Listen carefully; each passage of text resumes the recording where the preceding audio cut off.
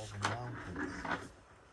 But even the United States weren't sure that this weapon will be effective against such a giant bunker. This was the strongest weapon, but the question was, will it work?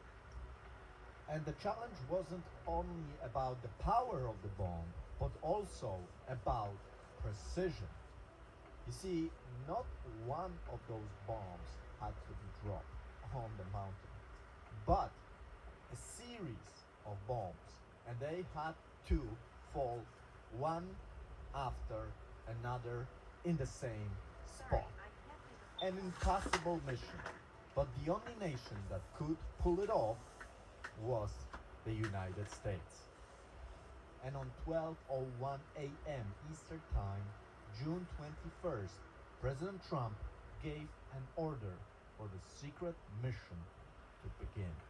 From this military base in the state of Missouri, a squadron of 12 B-2 bombers left for one of the most ambitious missions in the history of the world. And the approximate distance that the planes flew, well, this is also impressive. 7,000 miles or over 11,000 kilometers. Of course, they were refueled on their way.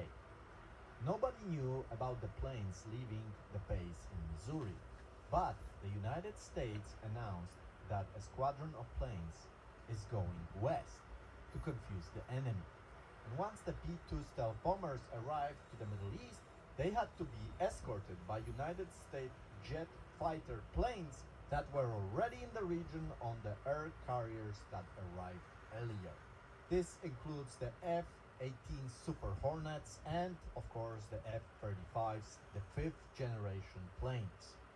And of course, the United States wanted to be extra careful with those B-2 Stealth Spirit bombers because one of them cost over $2 billion.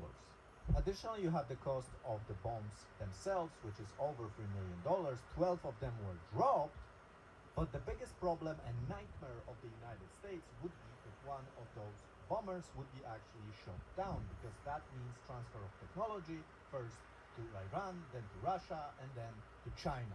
So the United States couldn't lose even one. The bombs themselves had to be dropped from a very high altitude. And that's because the bombs themselves don't have engines. They guide themselves using mechanical parts at the rear of the bomb. And yet they are